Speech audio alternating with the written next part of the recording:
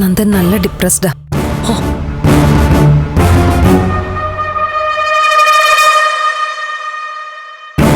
മോളെ,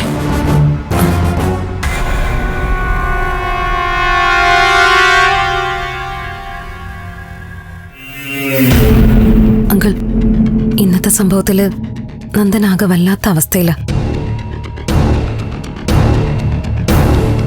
ഒരാത്മഹത്യയെക്കുറിച്ച് പോലും അവൻ ചിന്തിച്ചുകൂടാന്നില്ല.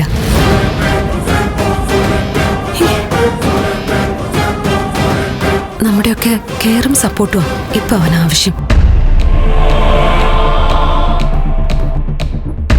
മോളെ, നീ എന്തായി പറയുന്നേ? അതെ ആന്റി, ഇപ്പൊ അവന്റെ മനസ്സ് വല്ലാതെ തകർന്നിരിക്കുക.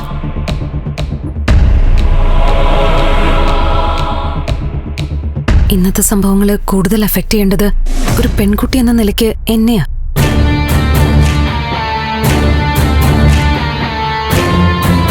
ആ ഒരു വിഷമം എനിക്കുണ്ട് താനും.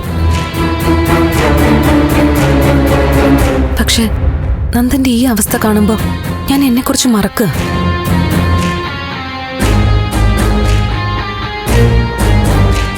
നന്ദൻ വെറും പാവോ, അതുകൊണ്ട് മനസ്സിങ്ങനെ തളർന്നു പോകുന്നേ.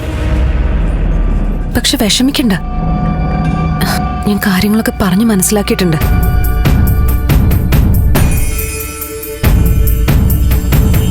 നന്ദന്റെ അച്ഛൻ എന്ന നിലയ്ക്ക് അവനെ ശാസിക്കാനും ശിക്ഷിക്കാനും അങ്കിളിന് അവകാശമുണ്ട്.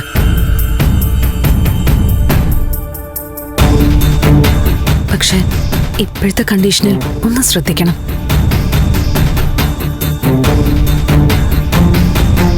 അങ്കിളിന്റെ സ്നേഹത്തോടെയുള്ള ഒറ്റ നോട്ടം മതി അവൻ അതിന്റെ അർത്ഥം മനസ്സിലാവാൻ.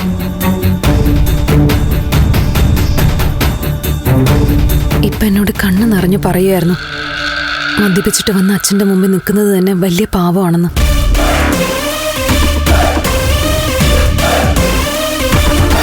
പാവം നന്ദൻ.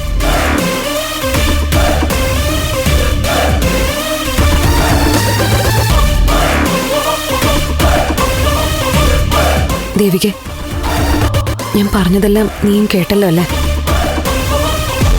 ദേവികയുടെ പ്രയാസം എനിക്കറിയാം. വിഷമിക്കണ്ട ദേവിക.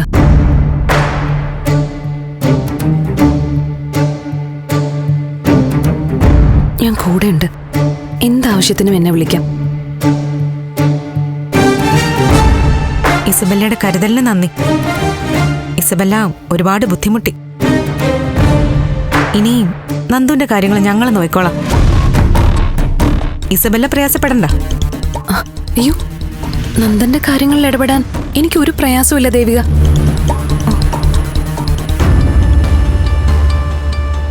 ഞാൻ കഴിഞ്ഞ ദിവസം അങ്കിളിനോട് പറയായിരുന്നു, പണ്ട് മുതലേ ഞങ്ങളുടെയൊക്കെ ഒരു ആദർശ ബിംബമായിരുന്നു സിദ്ധാർത്ഥൻ ചന്ദ്രോത്ത്. അദ്ദേഹത്തിന്റെ വീടുമായി ബന്ധപ്പെടാൻ പറ്റുകയെന്ന് പറയുന്നത് തന്നെ അതൊരു ഭാഗ്യ.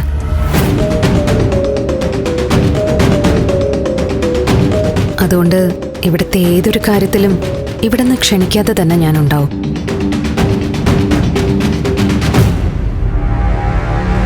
അതിനുള്ള സ്വാതന്ത്ര്യം എനിക്കുണ്ടെന്നാണ് എൻ്റെ വിശ്വാസം.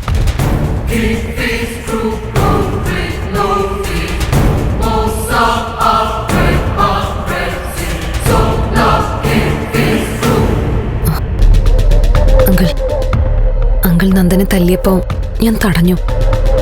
അറിയാതെ ചെയ്തു പോയതാ. അങ്കിൾ എന്നോട് ക്ഷമിക്കണം. അത് ഇസബല്ല പറഞ്ഞല്ലോ, അത് കഴിഞ്ഞു. പക്ഷേ ഇനി ഇതുപോലുള്ള കാര്യങ്ങൾ ആവർത്തിക്കാതെ ശ്രദ്ധിക്കണം.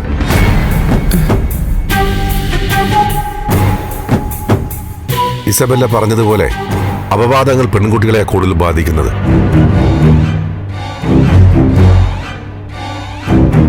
അതുകൊണ്ട് ഒരു കരുതൽ വേണം. അതെ, ഇനി എന്തെങ്കിലും ആവശ്യമുണ്ടെങ്കിൽ ഇങ്ങോട്ട് വരാമല്ലോ. ഇവിടെ ഇരുന്ന് സംസാരിക്കാം.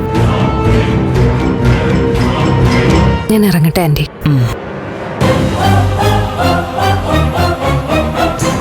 അങ്കിൾ, ഞാൻ പോയിട്ട് വരാം.